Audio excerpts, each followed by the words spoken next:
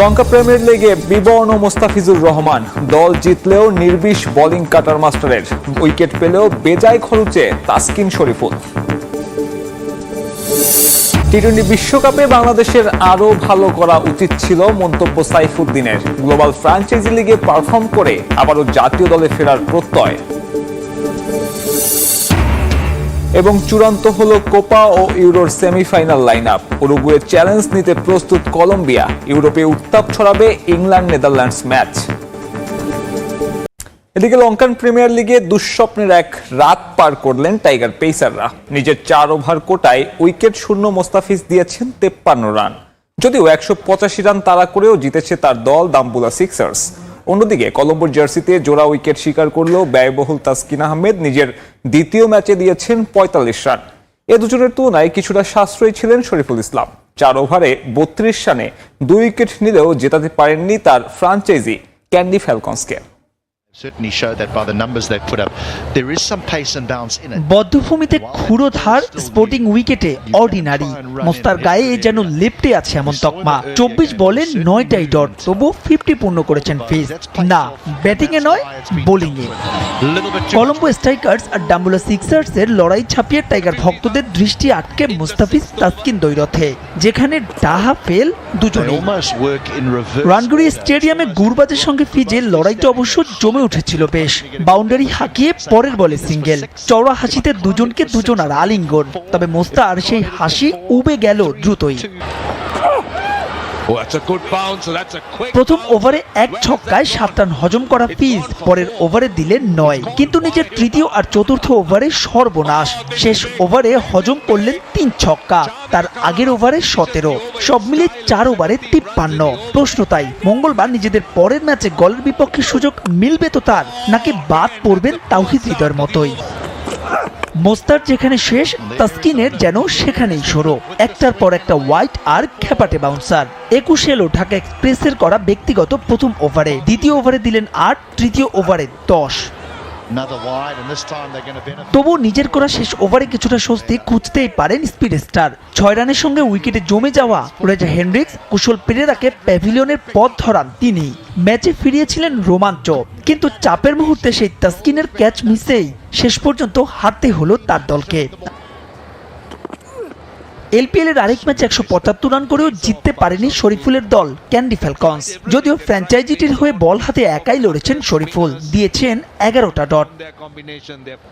ডাম্বুলায় প্রথম ওভারেই মিশ্র অভিজ্ঞতা। প্রথম 3 বলে 3 বাউন্ডারি, কিন্তু শেষ বলেই পরাস্ত গলের অধিনায়ক নিরোশান ডিকোভেলা।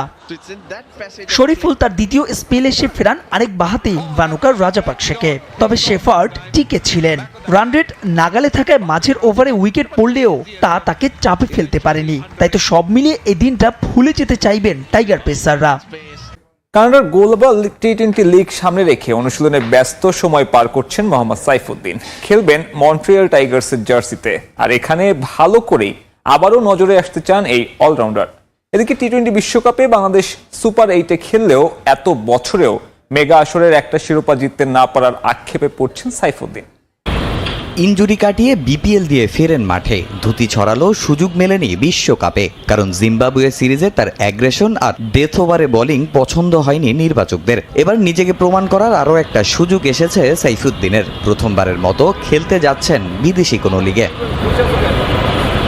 কানাডার গ্লোবাল টি-20 টুর্নামেন্টে মন্ট্রিয়াল টাইগার্সের হয়ে খেলবেন মোহাম্মদ সাইফুদ্দিন, যে লিগে খেলবেন সাকিবও। আর এখানে ভালো করে আবারও সবার নজরে আসতে চান এই অলরাউন্ডার। তাই অনুশীলনের সর্বোচ্চটা উজাড় করে দিচ্ছেন তিনি। প্ল্যান একটাই, যাতে ভালো খেলতে পারি, যাতে অপরচুনিটি আরও আসে। আর যেহেতু সামনে আপাতত কোনো খেলা নেই, তো নেশা নিয়ে ব্যাক করতে হলে অবশ্যই এখানে ভালো পারফর্ম করে আবার নজরে আসবো। এটাই মূল লক্ষ্য, ভালো করা। যে ল্যাকিংসগুলোর কথা বললেন, অবশ্যই কাজ করব। যেহেতু অনেক ঢাকাতে বা সারা বাংলাদেশে অনেক বৃষ্টি হচ্ছে, আপাতত উইকেটগুলো রেডি না, ফুল পেসে বল করার মতো এটা এখন তৈরি হয়নি। তো ইনশাল্লাহ যদি উইকেট অ্যাভেলেবেল পাই, চেষ্টা করবো যে সব ল্যাকিংসগুলো আছে ওগুলো নিয়ে কাজ করার। সাইফুদ্দিনকে ছাড়া এবারের বিশ্বকাপের সুপার 8-এ খেলেছে বাংলাদেশ। টাইগারদের টি-20-র ইতিহাসে যা সর্বোচ্চ সফলতা। তবে এতে সন্তুষ্ট নন সাইফ। এত বছরেও একটা বিশ্বকাপ জিততে না পারার আক্ষেপ আছে তারও। ইকুয়েশন ছিল যে সেমিফাইনালে ওঠার, ভালো সুযোগও ছিল, তো হয়তো বা হয়নি। তারপর আমি ওদের চেষ্টাকে আমি অ্যাপ্রিসিয়েট করি। অবশ্যই নিজের দেশ ভালো খেলতে ভালো লাগে। যেমন ইন্ডিয়া অনেক সেলিব্রেশন করছে ওয়ার্ল্ড কাপ জেতার পর, তো এগুলো দেখলে অবশ্যই আমাদের গায়ের লোম দাঁড়িয়ে যায়। তো ইনশাল্লাহ আমরা মাঝে মধ্যে রিয়েলাইজ করি যে আমরা কবে এরকম চ্যাম্পিয়ন হব, কবে এরকম দেশের মানুষের সাথে এরকম উদযাপন করব। সাইফুদ্দিনের পরিবর্তে বিশ্বকাপ স্কোয়াডে জায়গা পেয়েছিলেন তানজিম সাকিব, আস্থার প্রতিদানও দিয়েছেন তিনি। তাই নিঃসন্দেহে আবারও বিবেচনায় আসতে সাইফুদ্দিনকে দিতে হবে কঠিন পরীক্ষা। 6 মাস বাদেই আবার আইসিসি চ্যাম্পিয়ন্স ট্রফি। ইনজুরিতে ক্যারিয়ারের অনেক কিছু হারিয়েছেন সাইফুদ্দিন, তবে অতীত নিয়ে আর ভাবতে চান না। আপাতত লক্ষ্য জাতীয় দলে নিয়মিত হওয়া। চড়াই উতরাই পেরিয়ে দলে নিয়মিত হয়েছেন রিশাদ হোসেন। একজন লেগ স্পিনারকে নিয়মিত করতে ম্যানেজমেন্টকে দেখাতে হয় সাহস, নিতে হয় ঝুঁকি, যে কাজ করেছিলেন হাতুরু সিংহে আর নানু বাসার জুটি। বিশ্বকাপে রিশাদের পারফরমেন্সের পর বদলে গেছে লেগ স্পিনার নিয়ে ম্যানেজমেন্টের ভাবনা। রিশাদ হোসেনের আগে আমিনুল ইসলাম বিপ্লবও আশা দেখিয়েছেন। 2019 সালে দিল্লিতে রাহুল ও শ্রেয়াসকে ফিরিয়েছিলেন দারুণ বোলিংয়ে। বাংলাদেশ পেয়েছিল ভারতের বিপক্ষে প্রথম ও একমাত্র টি-20 জয়। এরপর আরও 8টা ম্যাচ খেলেছেন, একেবারে খারাপ করেননি। তবে তাকে নিয়ে বাজি ধরার সাহস দেখাননি কেউই। তার আগে তানভীর, জুবায়ের লিখন, মিনহাজুল আবেদিন আফ্রিদি এসেছেন, আবার হারিয়েও গেছেন। সেই সঙ্গে আক্ষেপ থেকে গেছে লেগ স্পিনারের।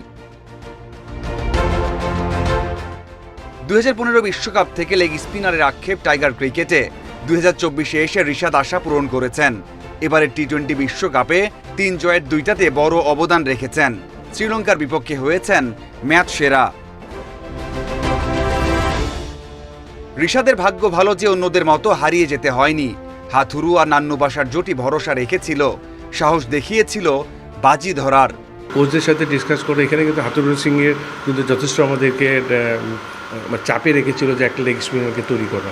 তো সেই জন্য আমাদের সিলেকশন প্যানেল কিন্তু ওইভাবে কাজ করে গিয়েছে, এবং আমাদের ডোমেস্টিকে কোচ বলেন, টিম বলেন, এনসিএলের টিমগুলিকে যথেষ্ট আমরা চাপে দিয়েছিলাম যে একটা রেগুলার প্রসেসের মধ্যে থাকে। সবশেষ ঢাকা প্রিমিয়ার লিগে আবাহনীতে নাম লেখালেও ম্যাচ পাওয়ার সম্ভাবনা ছিল না।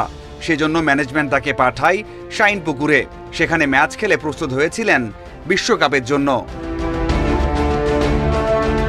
বিসিবি ভরসা পেয়েছে, নতুন লেগ স্পিনার তুলে আনতে ক্যাম্প করা হচ্ছে একের পর এক। লেজেন্ডারি স্পিনার মুস্তাক আহমেদ যেমন রিশাদ মিরাজদের নিয়ে কাজ করছেন, তেমনই নতুনদের দিচ্ছেন দীক্ষা। এক রিশাদের উত্থান দেখাচ্ছে স্পিনে বদলে যাওয়া বাংলাদেশের স্বপ্ন। কোয়ার্টার ফাইনালে যেন এখন ব্রাজিলের শেষ অবস্থান। শেষ 8-এর লড়াই যেন বিভীষিকাময় হয়ে উঠছে সেলেসাওদের জন্য। 2018 সালের পর 2022 সালের বিশ্বকাপ দুবারই কোয়ার্টার ফাইনাল থেকে বিদায় নেয় তারা। 2021 সালের ফাইনাল খেললেও হেরে যায় আর্জেন্টিনার কাছে। এবার কোপা আমেরিকার কোয়ার্টার ফাইনালও তাদের সামনে সেমিফাইনালের মধ্যে ভাঙা সেতু হয়ে দাঁড়ালো। 9 বারের কোপা চ্যাম্পিয়নরা আর সেই সেতু পার হতে পারল না। উরুগুয়ের বিপক্ষে হেরে বিদায় নিল টুর্নামেন্ট থেকে। ফাইনালে যাওয়ার লড়াইয়ে কলম্বিয়ার মুখোমুখি হবে উরুগুয়ে। হাই ভোল্টেজ এই ম্যাচের প্রথমার্ধ তো বটেই, পুরো ম্যাচেই কোনো গোল করতে পারেনি ব্রাজিল এবং উরুগুয়ে। এতে ম্যাচ গড়ায় ট্রাইবেকারে, যেখানে খেয়েই হারায় ব্রাজিল। ট্রাইবেকারের প্রথম 3 শুটের 2টি মিস করে ব্রাজিলিয়ানরা। অন্যদিকে প্রথম 3 শুট আউটেই সাফল্য দেখায় উরুগুয়ে। চতুর্থ শুট উরুগুয়ে মিস করলেও পঞ্চম শুট উরুগুয়ের জয় নিশ্চিত করে ম্যানুয়েল উরগাতে।